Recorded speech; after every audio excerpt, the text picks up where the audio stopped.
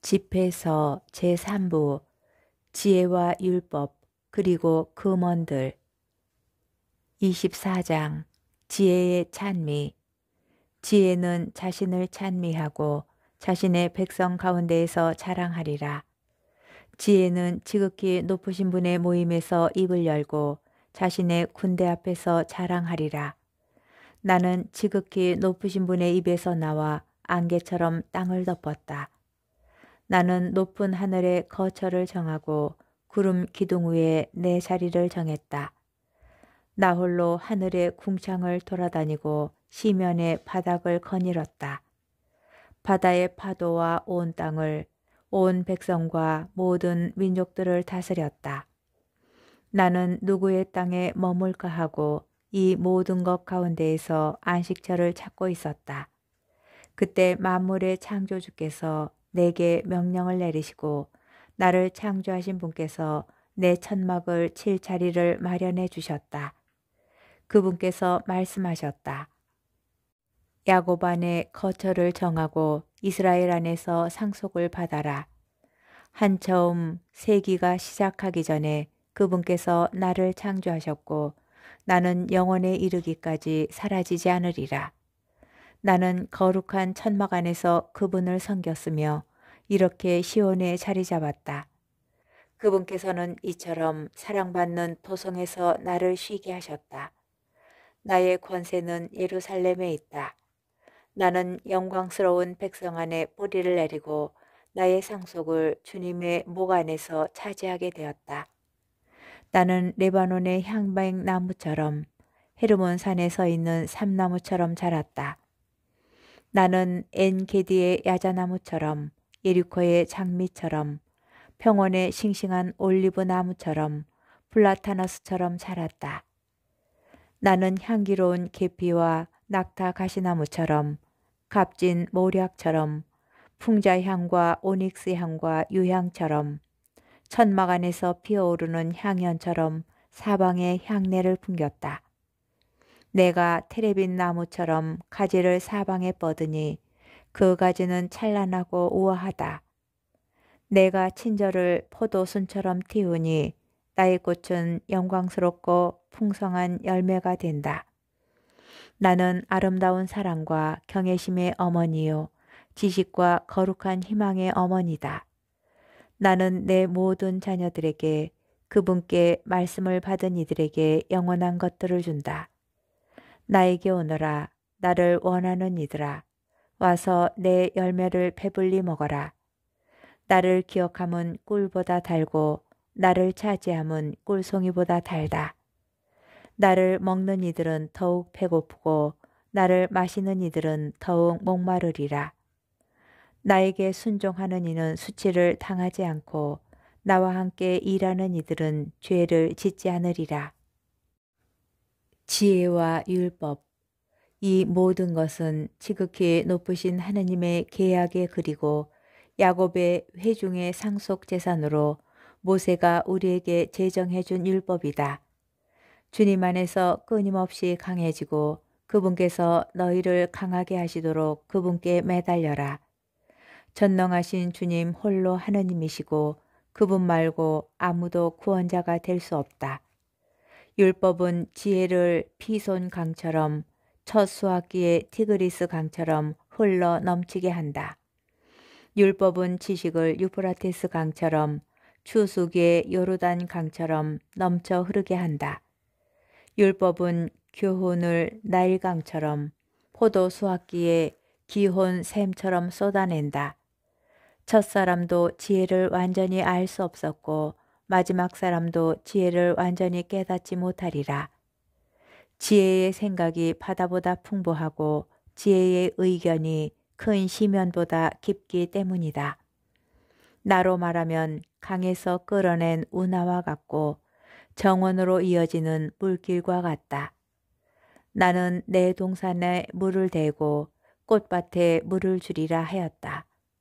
보라, 내 운하가 강이 되고 내 강이 바다가 되었다. 나는 교훈을 새벽빛처럼 다시 밝히고 그 빛을 멀리까지 보낸다. 나는 가르침을 애언처럼 다시 쏟아붓고 세세 대대로 그 가르침을 남겨주리라. 보라, 나는 나만을 위해서가 아니라 지혜를 찾는 모든 일을 위해 애썼다는 것을 알아라. 집회서 25장. 좋은 남편과 나쁜 남편. 내 마음에 드는 것이 세 가지 있으니 그것들은 주님과 사람 앞에서 아름답다. 형제들끼리 일제하고 이웃과 우정을 나누며 남편과 아내가 서로 화목하게 사는 것이다. 나는 세 부류의 사람을 미워하고 그들의 생활 방식을 몹시 혐오한다. 잘난 체하는 가난한 사람과 거짓말하는 부자, 지각 없이 간음에 빠진 늙은이가 바로 그들이다. 내가 젊어서 아무것도 벌어들이지 못했다면 늙어서 무엇을 찾을 수 있겠느냐. 백발 노인으로서 판단력이 있고 원로들로서 건전한 의견을 줄 수 있다는 것은 얼마나 좋은가. 노인들의 지혜와 존경받는 사람들의 지성과 의견은 얼마나 좋은가. 풍부한 경험은 노인들의 화관이고 그들의 자랑거리는 주님을 경외합니다. 내 마음에 행복이라고 생각하는 9가지가 있는데 여기에 10번째 것을 덧붙여 내 혀로 알린다. 자기 지식으로 말미암아 기뻐하는 사람과 살아서 원수들이 망하는 것을 보는 사람은 행복하다. 지각이 있는 아내와 함께 사는 사람, 혀로 죄를 짓지 않는 사람, 자기보다 못한 자에게 종노릇하지 않는 사람은 행복하다. 현명을 찾은 사람, 주의 깊게 듣는 청중에게 이야기하는 사람은 행복하다. 지혜를 찾은 사람은 얼마나 위대한가. 그러나 주님을 경외하는 이보다 위대한 이는 없다. 주님을 경외함은 모든 것을 뛰어넘으니 주님을 경외하는 이를 누구와 비교할 수 있으랴. 주님을 경외함은 그분에 대한 사랑의 시작이요 믿음은 그분에 대한 의탁의 시작이다. 나쁜 아내. 마음의 상처가 아니라면 어떤 상처라도 좋고 여자의 악함이 아니라면 어떤 악함이라도 좋다. 미워하는 자들에게 받는 고통이 아니라면 어떤 고통도 좋고 원수들의 복수가 아니라면 어떤 복수도 좋다. 독사의 독보다 고약한 독은 없고 여자의 분노보다 고약한 분노는 없다. 내게는 사자와 용과 사는 것이 악한 아내와 사는 것보다 낫다. 아내의 악함은 제 모습을 바꾸는데 곰처럼 제 얼굴을 어둡게 한다. 그의 남편은 이웃과 밥상에 앉게 될 때 비통하게 한숨 지을 뿐이다. 아내의 악행에 비하면 어떤 악행도 하잘 것 없다. 죄인의 운명이 그 여자에게 닥치리라. 조용한 남자가 수다스러운 아내와 사는 것은 노인이 모래 언덕을 밟고 오르는 것과 같다. 여자의 아름다움에 걸려 넘어지지 말고 여자를 탐내지 마라. 아내가 제 남편을 먹여 살리게 되면 분노와 뻔뻔스러움과 커다란 수치가 있을 뿐이다. 비굴한 마음과 어두운 얼굴과 마음의 상처는 악한 아내 때문이다. 힘없는 손과 마비된 무릎은 제 남편을 행복하게 해주지 않는 아내 때문이다. 죄는 여자에게서 시작되고 여자 때문에 우리 모두가 죽는다.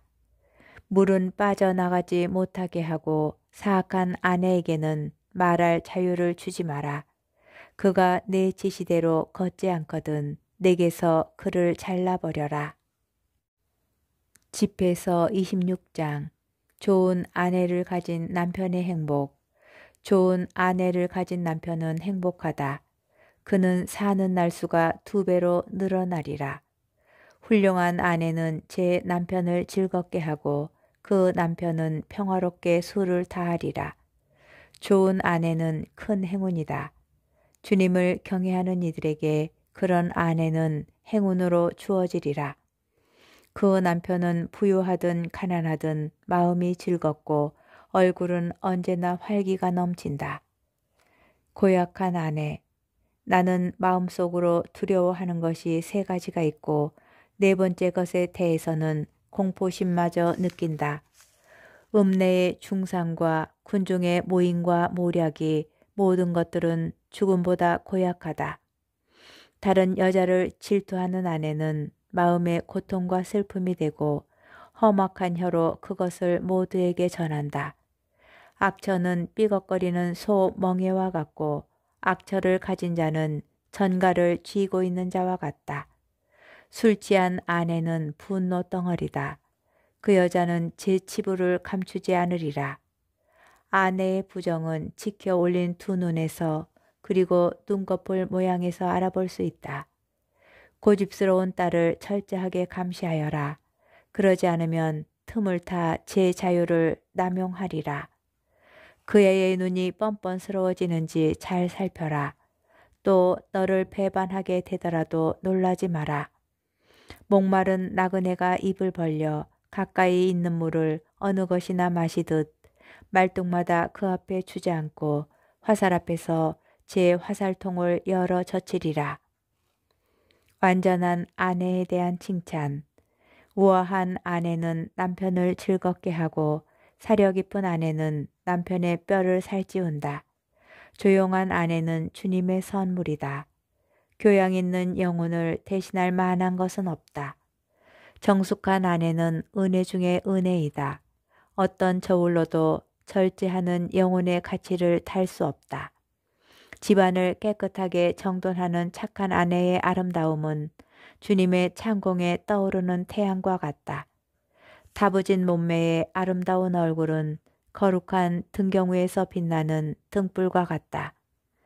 든든한 발꿈치 위로 뻗은 멋진 다리는 은 받침대 위에 세워진 금 기둥과 같다.